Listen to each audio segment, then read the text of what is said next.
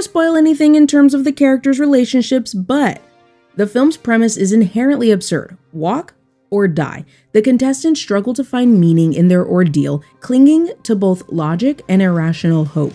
And the deaths are sudden, brutal, and completely unforgiving.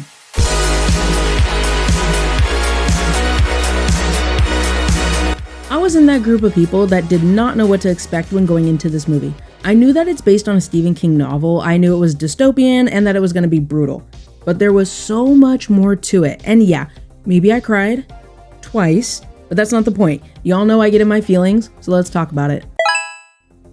In a dystopian United States ruled by a totalitarian regime, a group of young men enter an annual walking contest in which they must maintain a speed of at least 3 miles per hour or risk execution. The contest ends when only one walker remains alive. I was not expecting this movie to dig as deep as it did, exploring themes of the endurance and fragility of human connection, as well as how these young boys try to make sense of their senseless situation. I don't want to spoil anything in terms of characters' relationships, so I'm just going to talk a little bit more about the absurd premise. Walk or die. The contestants struggle to find meaning in their ordeal, clinging to both logic and irrational hope. Deaths are random and sudden, often triggered by the smallest infractions. The idea that when you win, and I am doing air quotes, everyone else in the contest is dead. So what's the real value of victory, and is it even a win at all?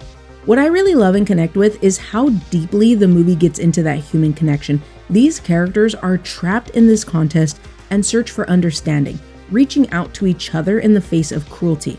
Critics pointed out the film's heavy reliance on dialogue, which is true, calling it the long talk.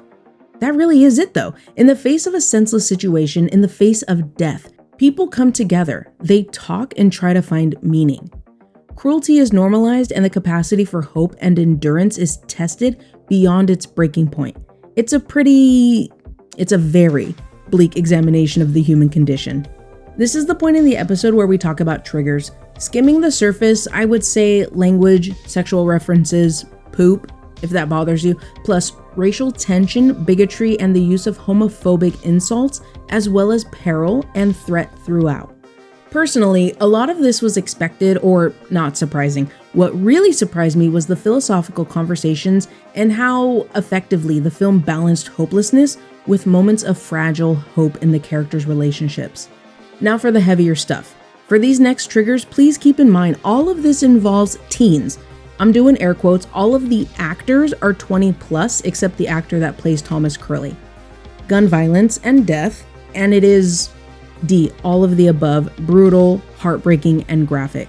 Suicide and self-harm, extreme physical and psychological distress, physical exhaustion, which from what I've read is much worse in the books, but from what we do see in the film, the toll the walk takes mentally and physically is, again, D, all of the above, brutal, heartbreaking, and graphic. When I said that I cried, you guys, I mean it. Finally, graphic injury, and it's not just the gun violence and death. Please keep all of this in mind if you haven't seen the movie yet, and please do your own research if you feel like you need to, and make sure you are in a good headspace before watching. Now, let's talk about what works in this movie. I didn't read the novel, but I did see positive reviews saying that this is one of the best Stephen King adaptations in years, and the film captures the psychological horror and depth of the source material. If you're like me and went into this movie only having seen the trailer, there is still a lot to like. The acting is incredible. I really like Mark Hamill as the Major. He is menacing, detached, and he really embodies the cruelty of totalitarianism and authoritarianism. Beyond him, I was so impressed with the rest of the cast. The ensemble is so strong, and the main group we follow throughout the walk all leave a strong impression. Again, I cried. But you know I have to talk about David Johnson and Cooper Hoffman as Peter McVrise and Ray Garrity, respectively. Now, we are not surprised that David Johnson is phenomenal. He does such an incredible job elevating the emotional core of the film. But Cooper Hoffman? Fantastic. This is where I would make the usual Nepo Baby comment, but I just love when a Nepo Baby can do the thing. Act, sing, dance, whatever it is. And Cooper Hoffman can do the thing. He is amazing, and I love how he captures Ray's psychological and physical journey. Of course, the entire cast does this well, but Ray's motivation is different, and Cooper Hoffman delivers a standout among standout performances. On top of that, the chemistry between him and Johnson is stellar. Not only their chemistry, but the overall camaraderie. It just feels so authentic and is a core strength of the film. Finally, I want to talk about the pacing because, like I mentioned before, people have called this movie The Long Talk. This is gonna bleed a little into the critique section, so bear with me. I think the pacing is brilliant because, let's be honest, once you're in it, which doesn't take long, you're gonna need the downtime to breathe or recover from what you just saw. Additionally, we need the downtime to connect with the characters, learn who they are, and what motivates them. The pacing is deliberate and builds tension, moving us as an audience one step closer to connecting with these characters and one step closer to the next death. As someone who's a fan of blood and guts, the deaths and moments of violence were intense, but I don't want to say they were earned. I don't know if that comes across the way I mean for it to. Like, if you get me, you get me. Otherwise, I can say that, I don't think they feel cheap or repetitive. We as an audience don't become desensitized. Every moment of brutality is still shocking and impactful.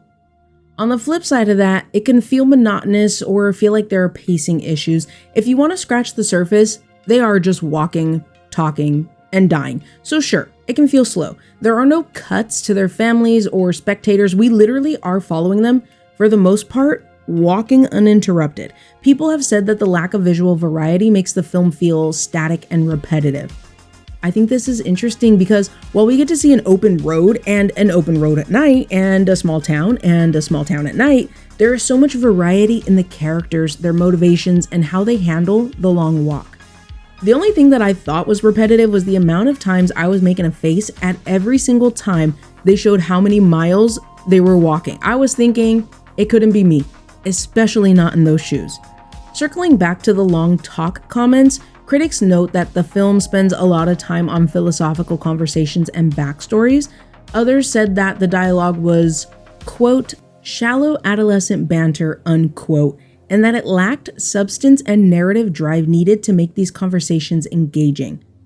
I thought this was interesting because they're teenagers. I mean, maybe I'm missing something, but the director Francis Lawrence confirmed that the characters were aged up for the film. But in the novel, I saw people saying they were between 13 and 18 years old. I'm not saying these people are wrong. I'm just saying, for me, I saw it as a group of teen boys. Some of the conversations are going to feel messy or like they were all over the place. To me, it felt authentic. Finally, I have to mention how people critiqued the film for being bleak. Some viewers found the constant depressing and graphic brutality emotionally taxing without a meaningful payoff.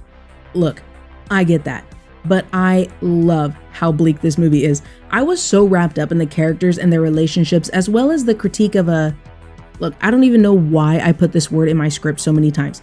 The critique of a totalitarian society that uses a hopeless contest to maintain control and suppress humanity. It felt purposeful. Alright, so is The Long Walk worth your time? In my opinion, if you don't mind a very bleak and hopeless story with incredible acting that might make you cry a little, then yes. However, I can easily see how this movie is not for everyone. When I say it's bleak and hopeless, I mean it. At its core, The Long Walk commits to the psychological and physical horror of its premise in ways that are disturbing and upsetting. We might not be walking for hundreds of miles and days, thank goodness, but it's an endurance test for us as an audience. This is not an entertaining spectacle type flick, but a deep, thought-provoking look at the human condition. So, who is this movie for? Who's probably gonna like it? Fans of the novel for sure. From what I've seen, fans of the book have said it's a strong adaptation. If you love philosophical, bleak, and character-driven stories, then this movie checks all of the boxes. If you like psychological horror and a dash of body horror, then you'll probably like the slow breakdown of the mind and body. The deaths are sudden, brutal, and violent, but it's really the in-between, the mental toll, and what comes next. What happens to someone after walking for days without stopping? And the emotional stress. Yeah, this is one of those movies that you watch once and you're good. Going back to that endurance test, it's slow, repetitive, but that's a reflection of the character's experience. This is not an easy movie to sit through, and it doesn't hold your hand. There are a lot of unanswered questions, but there's also so much detail and character development. And if you like a film with strong, really strong acting, the intimate human drama and character-driven story is just chef's kiss. Now, who's not going to be a fan? Anyone expecting something more action-packed like Hunger Games or Maze Runner? If you're expecting an action-packed dystopian flick with the hero, the villain, and a big showdown, The Long Walk probably isn't your cup of tea. Going back to slow and repetitive pacing, you really are watching them walk, talk, and die for like an hour and 20 minutes of the hour and 48-minute runtime. As someone who easily locks in with characters and stories, I love this kind of movie, but I can see where some of these critiques are coming from. And finally, this movie is a downer. There's no way to sugarcoat it. So if you're looking for a more uplifting and hopeful story, this isn't it, babe. The whole gist is that in a corrupt system, humanity is often powerless to stop its own destruction. Alright, you guys, I didn't mean for it to get heavy at the end there, but a huge thanks for hanging out with me to the end of the episode. If you enjoyed hearing my thoughts on The Long Walk, hit that subscribe button so you don't miss out on the next video. Last time I talked about 28 Years Later, and that movie really surprised me. I also talked about Shin Godzilla over on the podcast. That episode will be coming to YouTube at the end of this month. I posted my thoughts on the Demon Slayer Infinity Castle movie today as well. Check it all out. I'll leave links if you're watching on YouTube, and if you're hanging out with me on the podcast, all of those episodes are available now. And you know I want to hear from you. What did you think of The Long Walk? Was it worth it, or did it drag its feet?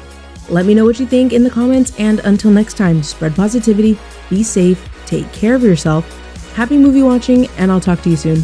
Bye!